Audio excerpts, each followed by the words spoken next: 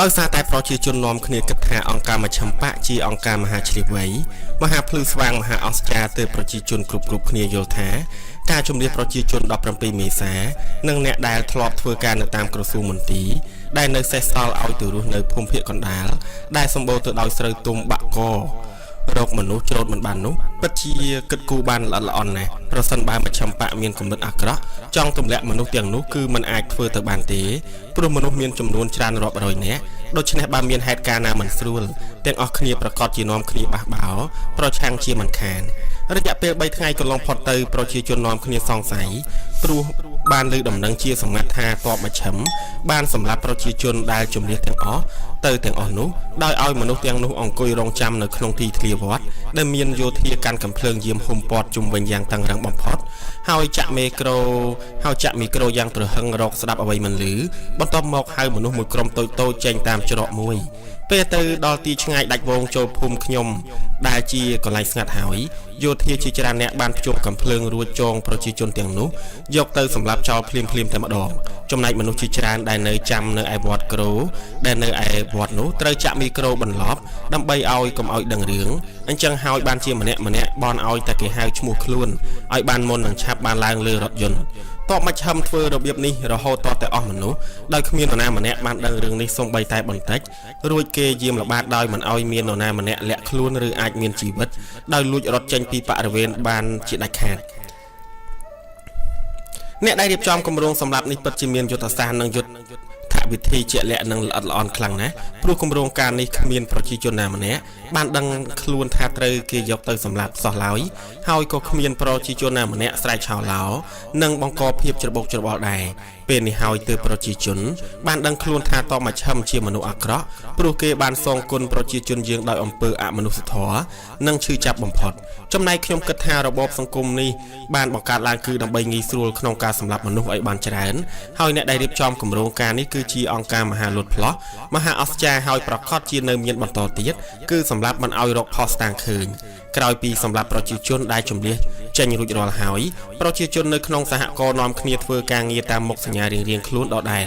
ចំណែកខ្ញុំក៏នៅតែដឹកនាំកុមារដូចដើមដោយរក្សាទឹកមុខរឹងមាំតាំងចិត្តក្លាហានដើម្បីកុំឲ្យក្មេងៗចាប់អារម្មណ៍ដឹងពីប្រវត្តិរបស់ខ្ញុំរាល់ការប្រជុំនៅពេលល្ងាចខ្ញុំនៅតែមិនហ៊ាននិយាយអ្វីច្រើនទេម្យ៉ាងទៀតខ្ញុំត្រូវទៅអង្គុយនៅជិតស័ក្តិមិត្តឆ្នាំងដើម្បីឲ្យអ្នកដទៃយល់ថា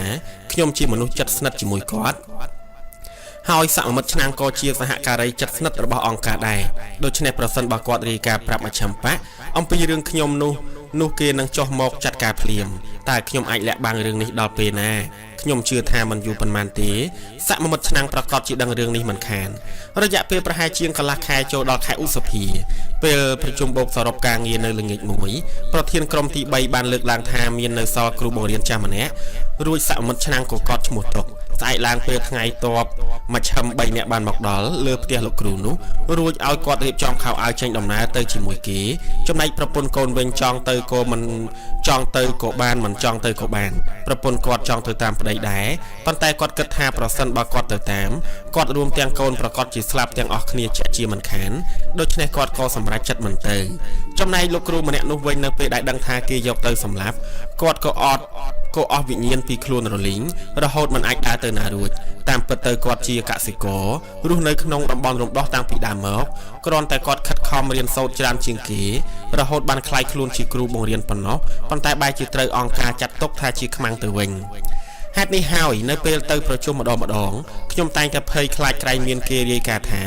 មាននៅសល់ម្នាក់ទៀតគឺខ្ញុំដែលជាប្រជាជន17មេសានៅរដូវទឹកឡើងក្មេងៗมันអាចយកគោទៅចងនៅលើវាលស្រែបានទេទើបនាំគ្នាយកគោទៅចងចោលនៅក្រោមដើមឈើខាងក្រោយផ្ទះរួចខ្ញុំក៏បានរាយការណ៍ប្រាប់សមិទ្ធប្រធានថ្មីឲ្យស្នើសុំទូកធំមួយដើម្បីឲ្យក្មេងៗនេះអាចជិះទៅបោកស្មៅឲ្យគោស៊ីបានរាល់ព្រឹកខ្ញុំតែងនាំក្មេងធំឡើងទូកទៅបោះបង្គោលទឹកត្រឹមចង្កេះកណ្ដាលទឹកត្រឹមចង្កេះរួចឲ្យក្មេងៗចុះទៅបោកស្មៅក្នុងទឹកយកមកឲ្យគោស៊ីប្រសើរជាងឲ្យគោស៊ីចំបែងពេលកំពុងបោកស្មៅស្រាប់តែមានក្មេងស្រីចម្លែកម្នាក់អាយុប្រហែលជា14ឆ្នាំជាកូនរបស់សមិទ្ធម្នាក់ដែលធ្លាប់ធ្វើជាសមាជិកគណៈស្រុកហើយត្រូវតបមជ្ឈិមយកទៅរៀនសូត្រលេចមកឡើងហើយមកសុំខ្ញុំឲ្យទៅបោកស្មៅជាមួយក្មេងៗឯទៀតនៅក្នុងក្រុម ដោយសារតែក្មេងនោះបានលាក់ខ្លួនយូរថ្ងៃមកហើយខ្ញុំគិតថាក្មេងនេះគ្មានកំហុសអ្វីជាមួយនឹងបដិវត្តទេ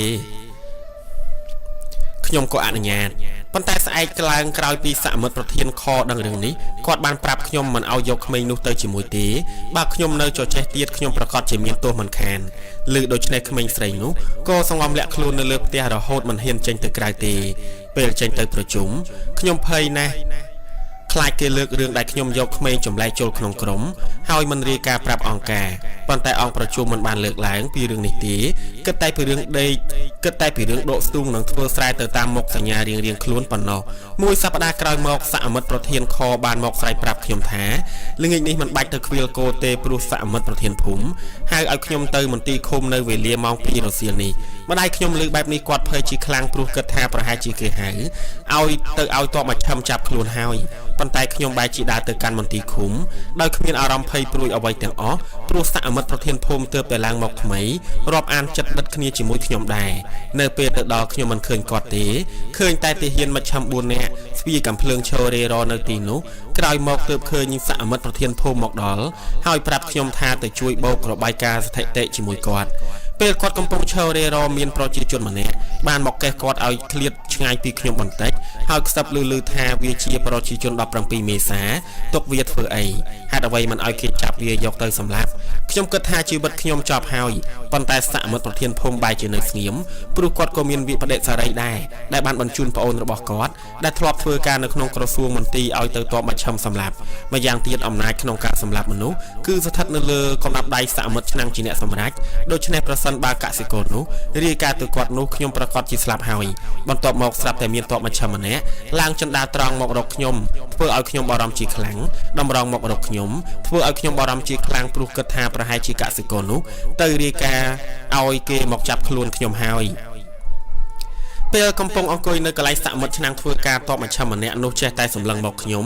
ដោយកោភ្នែកយ៉ាងមុតរហូតបន្ទាប់មកក៏ដើរមកជិតខ្ញុំរួចសុំក្រដាស់ដែលខ្ញុំកំពុងមើលយកមកពិនិត្យហើយនិយាយថាហេតុអ្វីក៏យូរខ្លាំងម្ល៉េះពេលនោះខ្ញុំបានធូរក្នុងទ្រូងបន្តិចរួចក៏ប្រាប់ទៅវិញថាខ្ញុំទើបតែមកបោកនៅថ្ងៃនេះទេពីមុនមកមានអ្នកដទៃមកបោកប៉ុន្តែបោកមិនទាន់ចេញដូច្នេះល្ងាចនេះប្រកាសជារួចរាល់ហើយតបនោះក៏ប្រាប់មកវិញថាថ្ងៃស្អែកខ្ញុំមកយកមែនតែនហើយរួចក៏ចុះទៅវិញបាទ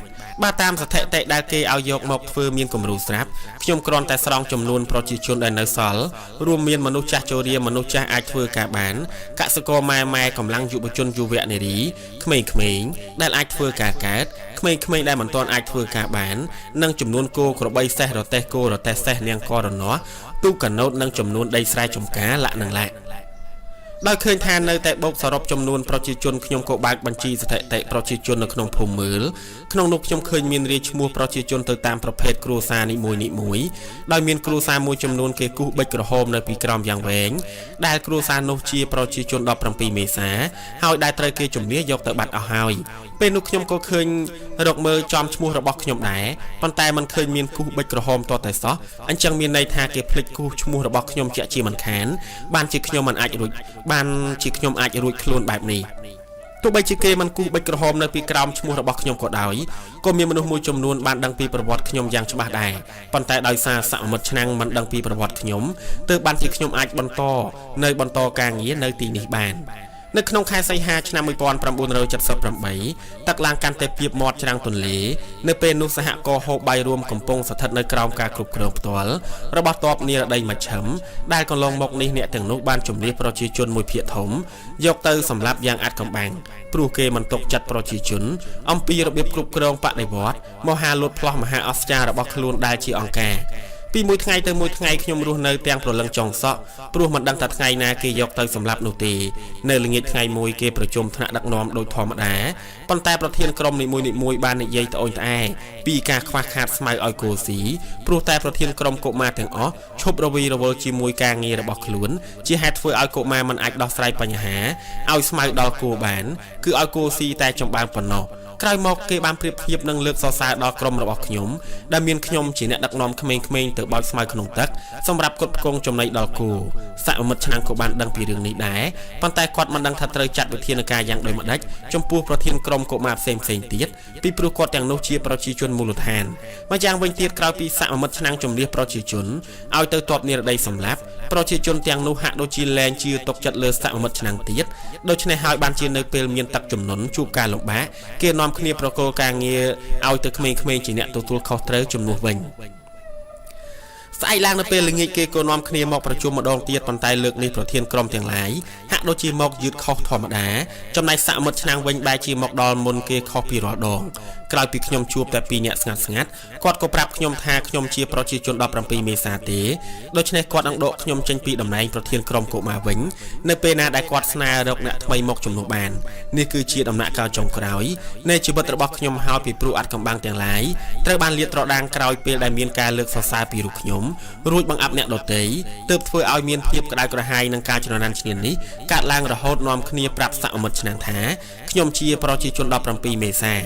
នេះពិតជាដូចជាការគិតស្មានរបស់ខ្ញុំពីមុនមកមែនបើខ្ញុំចូលបម្រើការងារនៅក្នុងជួរដឹកនាំបដិវត្តគឺខ្ញុំពិតជាត្រូវជួបប្រទះនៅផលវិបាកនៅពេលចុងក្រោយជាក់ជាមិនខានបន្តិចក្រោយមកប្រធានក្រុមផ្សេងទៀតក៏បានមកជួបជុំគ្នារួចនាំគ្នាប្រជុំដោយធម្មតាសកម្មមិត្តឆ្នាំងជាមនុស្សឆ្លាតខ្លាំងណាស់ព្រោះគាត់អាចក្តាប់សភាពការនៅក្នុងភូមិឃុំបានយ៉ាងល្អមកយ៉ាងទៀតគាត់អាចកាត់បញ្ហាទាំងឡាយដោយគ្មានទើសទាល់ត្រង់ណាទេដោយបានធ្វើឲ្យមនុស្សទាំងអស់គ្នា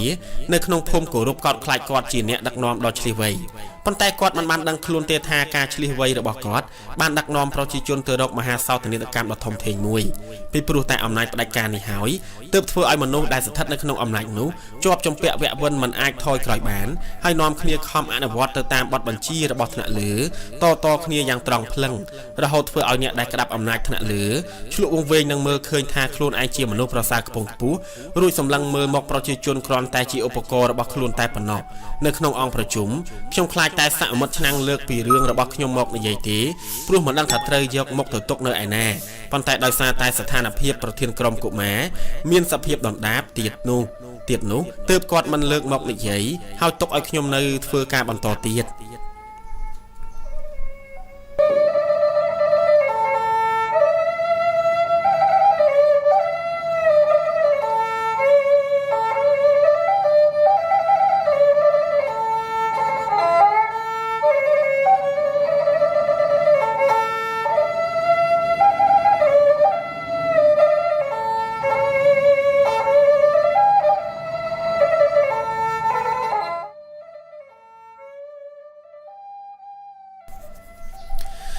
ស្អែកបន្ទាប់ខ្ញុំបានដឹកនាំក្មេងៗឡើងជិះទូករួចឆ្លងទន្លេទៅត្រើយម្ខាងដើម្បីបោចស្មៅនៅក្នុងទឹកដូចរាល់ដងប៉ុន្តែអារម្មណ៍ខ្ញុំបង្កប់ដោយទុក្ខព្រួយតែខ្ញុំខំរក្សាអាកប្បកិរិយាដដែលដើម្បីឲ្យកុំឲ្យក្មេងៗដឹងនិងបាក់ទឹកចិត្តលែងធ្វើការបន្តទៀតម្យ៉ាងវិញទៀតជីវិតខ្ញុំអាចបន្តពីមួយថ្ងៃទៅមួយថ្ងៃបាន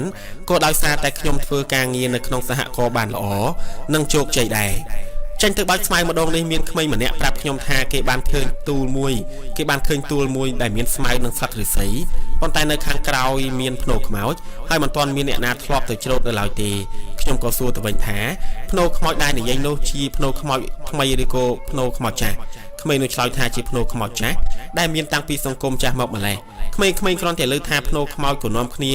ខ្លាចរអាគ្រប់គ្នាប៉ុន្តែខ្ញុំបានពន្យល់ក្មេងទាំងនោះឲ្យឈប់ខ្លាចព្រោះខ្មោចមិនមានទេនៅលើโลกនេះយើងត្រូវតែតាំងចិត្តជាអ្នកវិទ្យាសាស្ត្រក្លាហានហ៊ានពិនិត្យវែកញែករកការពិតនិងហ៊ានប្រយុទ្ធតតាំងនឹងបាតុភូតធម្មជាតិនោះយើងប្រកាសជាលែងខ្លាចខ្មោចទៀតហើយ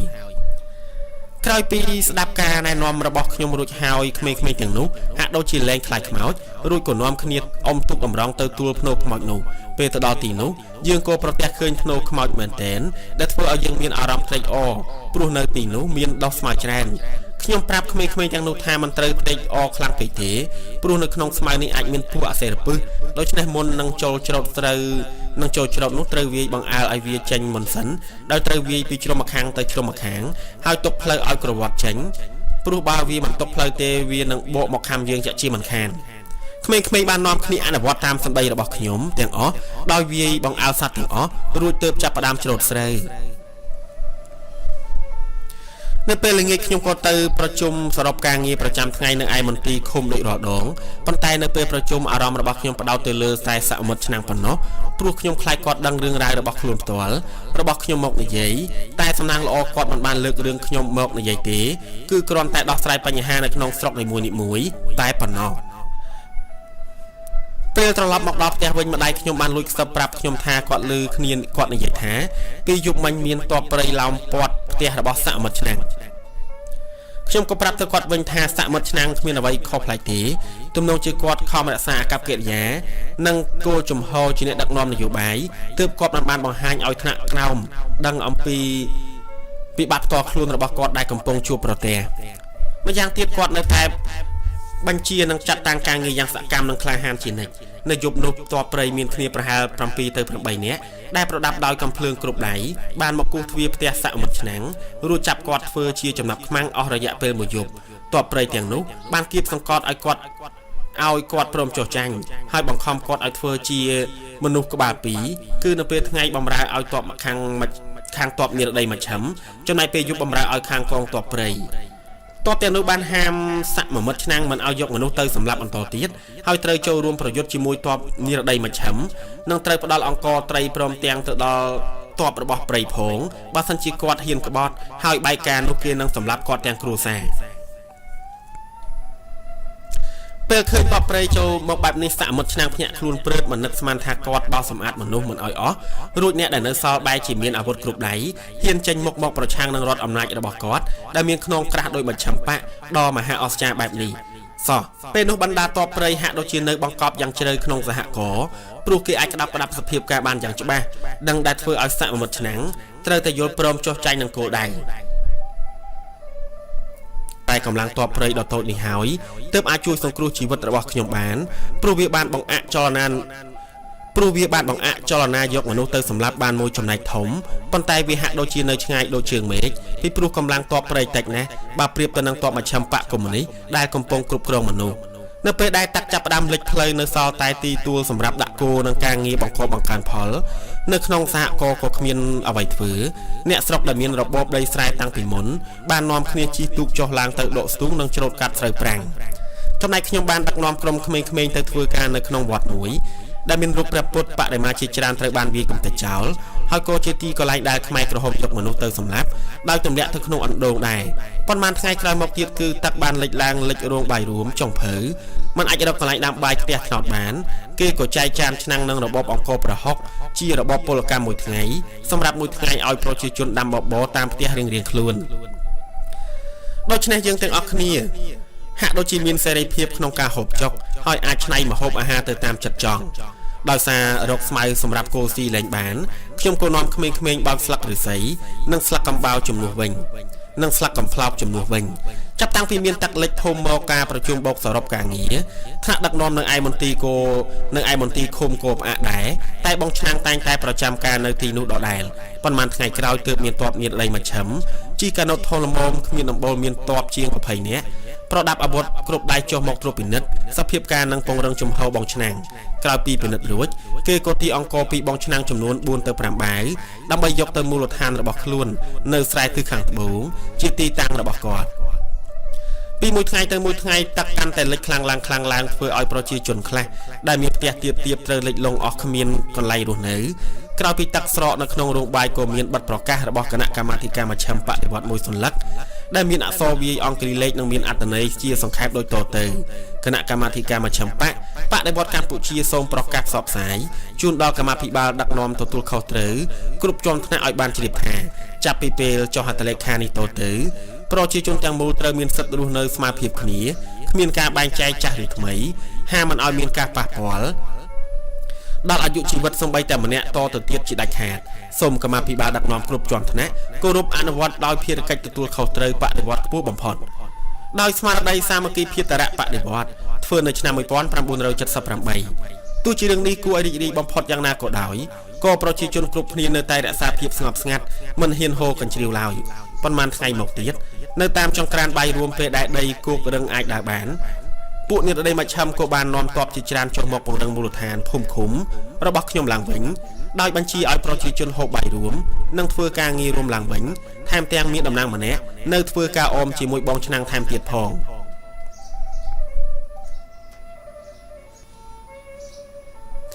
នៅថ្ងៃទី27ខែធ្នូឆ្នាំ1978ប្រធានក្រុមបានប្រាប់ប្រជាជននៅតាមផ្ទះថាយើងត្រូវជំនះទៅភូមិភាគកណ្ដាលហើយដោយថ្ងៃនេះមិនចាំបាច់ទៅធ្វើការអ្វីទៀតទេត្រូវនាំគ្នាទៅរៀបចំអីវ៉ាន់ត្រៀមខ្លួនធ្វើដំណើរទៅឆ្ងាយបន្ទាប់ពីធ្វើតាមសម្ដីរបស់អង្គការហើយគ្រួសារខ្ញុំក៏រៀបចំអីវ៉ាន់ដាក់ក្នុងរទេះដៃរុញមួយធ្វើពីកង់ឈើប្រលឹមឡើងក៏ចេញដំណើរជាមួយអ្នកភូមិទាំងអស់គ្នាពេលខ្ញុំរុញរទេះដៃជាមួយប្អូនរបស់ខ្ញុំរហូតដល់ពាក់កណ្ដាលភូមិក៏ប្រទះឃើញខ្មោចមួយអណ្ដែតទឹកកណ្ដាលទន្លេ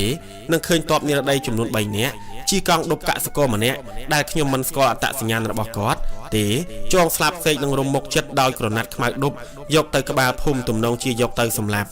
នៅវេលាថ្ងៃត្រង់ពេលមកដល់វត្តមួយនៅកណ្ដាលឃុំដែលជាកន្លែងធ្លាប់ប្រជុំមីទីងយើងទាំងអស់គ្នាក៏នាំគ្នាឈប់សម្រាកហូបបាយនិងគេងនៅទីនោះមួយយប់នៅថ្ងៃទី29ខ្ញុំក៏រុញរទេះដៃដែលផ្ទុកអីវ៉ាន់ជាច្រើនដែលបន្តទៅមុខទៀតរហូតដល់ពេលប្រលប់ទៅដល់ទីរួមស្រុកមួយក្នុងពេលនោះខ្ញុំសង្កេតឃើញវងមនុស្សមួយក្រុមតូចកំពុងដើរពាត់មិត្តឆ្នាំងនឹងក្រុមគ្រួសាររបស់គាត់មិនឲ្យចាក់ចេញពីវងប្រជាជនឡើយពីព្រោះមិត្តឆ្នាំងជាមនុស្សចិត្តស្និទ្ធរបស់ពួកមជ្ឈិមប្រសិនបើមិត្តឆ្នាំងជាប់ជាចំណាប់ខ្មាំងតបមជ្ឈិមក៏មិនហ៊ានប៉ះពាល់ដល់វងប្រជាជនដែរនៅថ្ងៃទី30គេក៏បញ្ជាឲ្យចេញដំណើរទៅមុខទៀតរហូតដល់ពេលប្រលប់ទើបយើងទៅដល់ទីវាលមួយដែលនៅខាងឆ្វេងដៃមានទូលមួយនិងដើមពោធិ៍មួយដើមនៅយប់នោះខ្ញុំឮដំណឹងថានៅមូលដ្ឋានសហគមន៍ភូមិឃុំដែលនៅទិសខាងលិចភូមិខ្ញុំមិនព្រមគោរពតាមបញ្ជារបស់មជ្ឈិមដែលជំនះទេរហូតធ្វើឲ្យទ័ពមជ្ឈិមធ្វើការហុំព័ទ្ធក្រោយមកឮដំណឹងថាអ្នកទាំងនោះត្រូវបានដោះលែងព្រោះមានទ័ពផ្សេងមកជួយនៅថ្ងៃទី31មានបញ្ជាឲ្យដើរទៅមុខទៀតឆ្ពោះទៅទិសខាងជើងខេត្តកំពង់ចាមរហូតដល់ពេលយប់ទើបទៅដល់ចំការកៅស៊ូពីមជាងក្រោយពីឆ្លងផុតទីនេះយើងក៏បានមកដល់ភូមិអ្នកស្រុកដែលមានប្រជាជនរស់នៅច្រើនយើងមានការចម្លែកចិត្តជាខ្លាំងពេលមកដល់ព្រោះប្រជាជននៅទីនេះបែរជានាំគ្នាសងំនៅក្នុងផ្ទះបិទទ្វារជិតហើយឃើញតែពន្លឺចង្កៀងផ្លុងទៅវិញមិនបានទទួលស្វាគមន៍រាក់ទាក់ជាមួយយើងឡើយប្រលឹមឡើងពេលកំពុងតែបន្តដំណើរទៅមុខយើងស្រាប់តែឮសំឡេងគ្រាប់បែកផ្ទុះនៅទិសខាងកើតបន្តិចក្រោយមកទៀតខ្ញុំក៏ឮសូរសំឡេងគ្រាប់បែកផ្ទុះជាច្រើនគ្រាប់នៅកំពង់ចម្លងទន្លេបាត់ដោយសារតែมันអាចធ្វើដំណើរទៅមុខទៀតបាននោះយើងក៏បកក្រោយត្រឡប់មកព្រៃចំការកៅស៊ូវិញនៅថ្ងៃទី3ពេលធ្វើដំណើរត្រឡប់មកផ្ទះវិញខ្ញុំឃើញតាមផ្លូវមានសភាពស្ងាត់ជ្រងំនៅទីនោះរហូតដល់ថ្ងៃទី7មករា1979ខ្ញុំបានស្ដាប់វិទ្យុផ្សាយសំឡេងរណសេរីសាមគ្គីសង្គ្រោះជាតិកម្ពុជាថាប្រទេសរបស់យើងត្រូវបានរំដោះហើយចំណែកឯមេដឹកនាំធំបាននាំគ្នាភៀសខ្លួនទៅកាន់ភូមិភាគពីរយប់ដំណឹងនេះបានធ្វើឲ្យប្រជាជនមានការត្រេកអរជាខ្លាំងដែលបញ្ជាក់ថាប្រទេសយើងមានសិទ្ធិនិងសេរីភាពឡើងវិញហើយ